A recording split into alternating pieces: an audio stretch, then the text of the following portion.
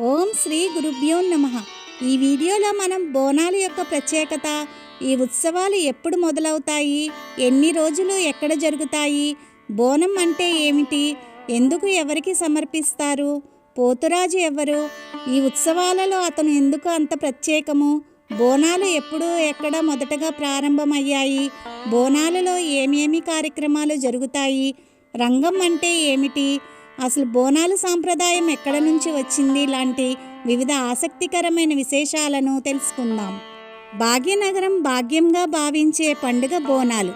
బోనం స్త్రీ శక్తికి ప్రతిరూపం, తెలంగాణ సాంప్రదాయానికి చిహ్నం. బోనాల పండుగ అనగానే తెలంగాణ ప్రాంత ప్రజల మనసులు పులకరిస్తాయి. ప్రజలు బంధుమిత్రుల కుటుంబాలతో కలిసి మెలిసి ఈ పండుగ జరుపుకుంటారు. భాగ్యనగర వాసుల ప్రత్యేక పండుగగా ఇది సుప్రసిద్ధం.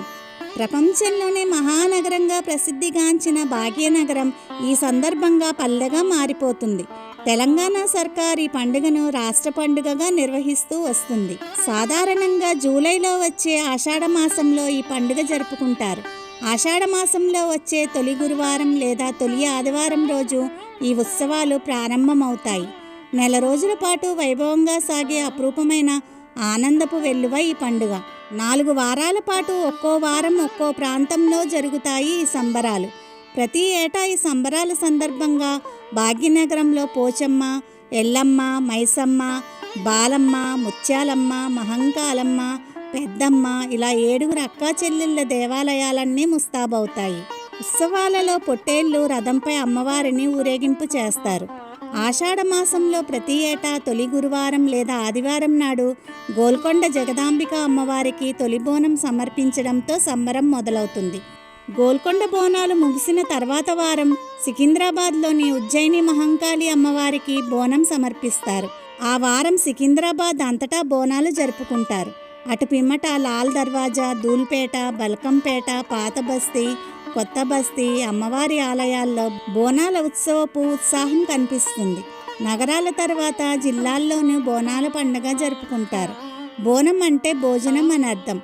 అమ్మవారికి సమర్పించే నైవేద్యాన్ని బోనం అంటారు.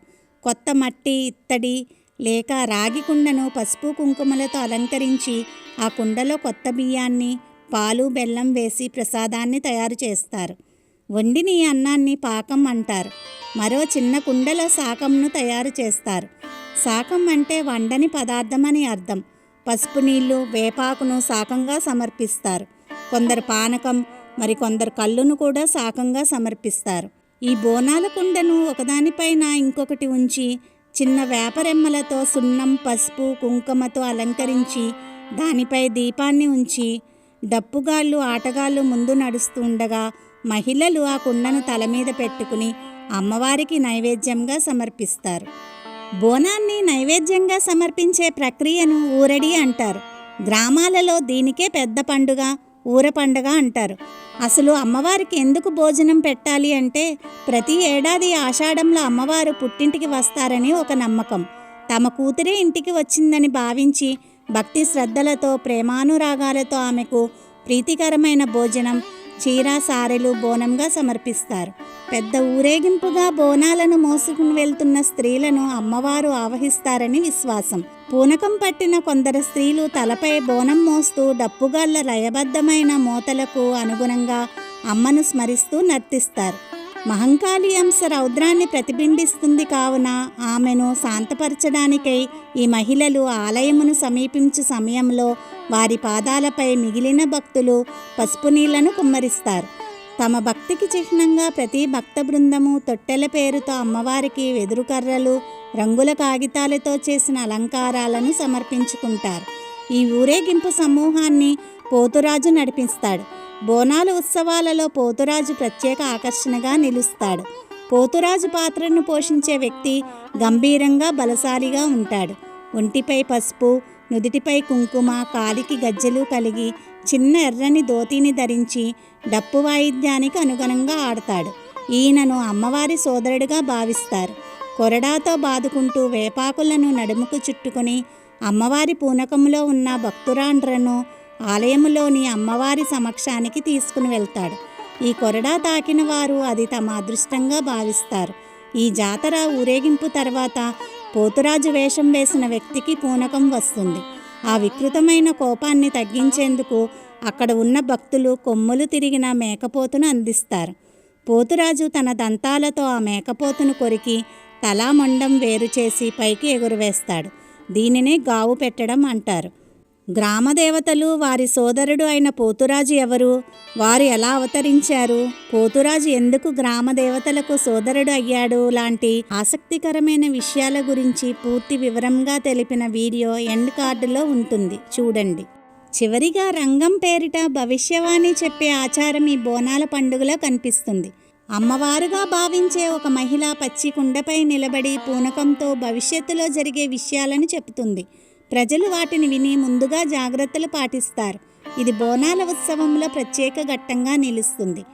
ఆషాఢంలో అత్త అల్లుళ్ళు ఒక గడప దాటకూడదనేది శాస్త్రం. కానీ తెలంగాణకు సంబంధించినంత వరకు కొత్త అల్లుళ్లకు ఇది సంబరాలను తెచ్చే మాసం. అమ్మకు బోనాలను ఇవ్వడానికి కొత్త అల్లుళ్ళు ప్రత్యేకంగా అత్తవారింటికి వస్తారు. బంధువులు మిత్రులతో 2 రోజులు ఆనందంగా గడుపుతారు. ఋతువులు మారిన కొద్దీ వాతావరణం మారుతుంది. వర్షాకాలంలో అంటువ్యాధులు ప్రబలుతాయి. విషజ్వరాలు సోకేది కూడా ఈ కాలంలోనే. అవి దరిచేరకుండా ఉండాలని అమ్మవారిని ప్రార్థిస్తారు ప్రజలు. ఖరీఫ్ సీజన్ మొదలయ్యేది కూడా ఇప్పుడే. వర్షాలు బాగా కురవాలని, పంటలు బాగా పండాలని ప్రకృతికి అధిదేవత అయిన అమ్మను కోరతారు. వాళ్ళ కష్టాలను గట్టెక్కించి తమను చల్లగా చూడాలని వేడుకుంటారు. దుష్టశక్తులు దరిచేరకుండా రక్షించమని మొక్కుకుంటారు. గ్రామానికి కుటుంబానికి ఎలాంటి ఆపద రాకూడదని ప్రార్థిస్తారు. అనంతరం మాంసాహార విందు భోజనం మొదలవుతుంది. పూర్వకాలంలో ఈ పండుగ రోజున దుష్టశక్తులను పారద్రోలడానికి ఆలయ ప్రాంగణంలో ఒక దున్నపోతును బలి ఇచ్చేవారు. నేడు దున్నపోతులకు బదులుగా కోడిపుంజులను బలి ఇవ్వడం ఆనవాయితీగా మారింది. ఈ బోనాల జాతర ఘటం ఉత్సవంతో ముగుస్తుంది.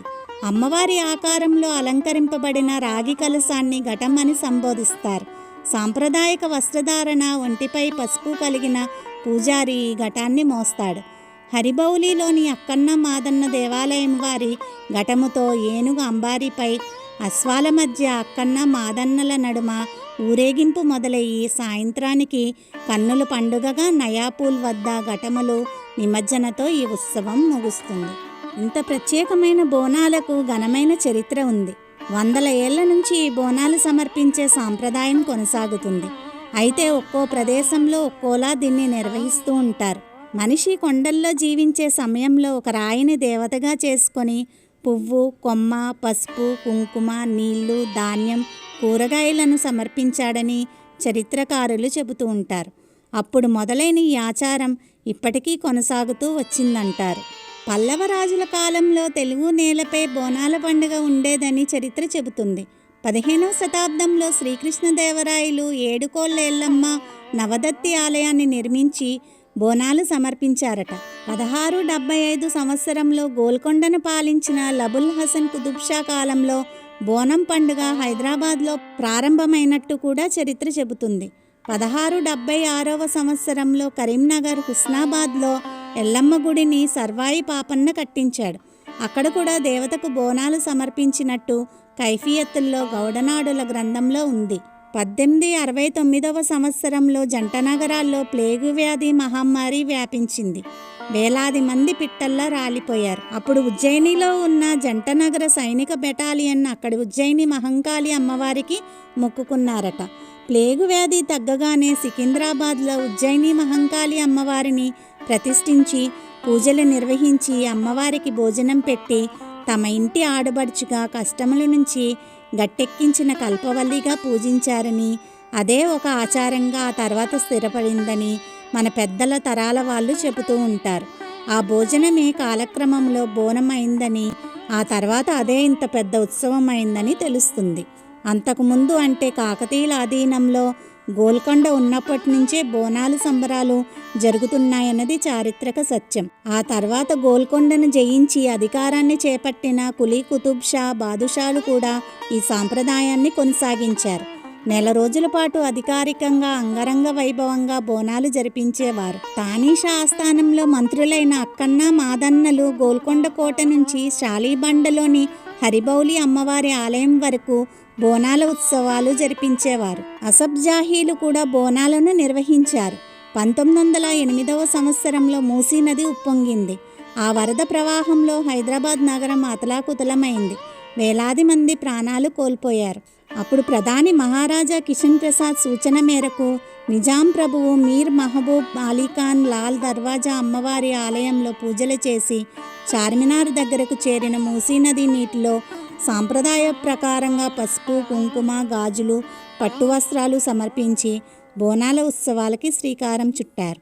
అప్పటి నుంచి లాల్ దర్వాజా సింహవాహిని ఆలయంలో ఆషాఢమాసపు చివరి ఆదివారం బోనాల ఉత్సవాలను జరుపుతూ ఉంటారు. భిన్న సంస్కృతులతో, భిన్న భాషలతో అలరారుతూ మత సామరస్యానికి ప్రతీకగా నిలుస్తున్న జంట నగరాలలో, వాడల్లో, వీధుల్లో వెలిసిన అమ్మవారి గుళ్ళన్నీ బోనాలకు కొత్త హంగులు దిద్దుకుంటాయి, కొత్త రంగులు అద్దుకుంటాయి, కొత్త శోభను సంతరించుకుంటాయి, విద్యుత్ దీపాలతో దగదగమనిపిస్తాయి. స్వస్తి.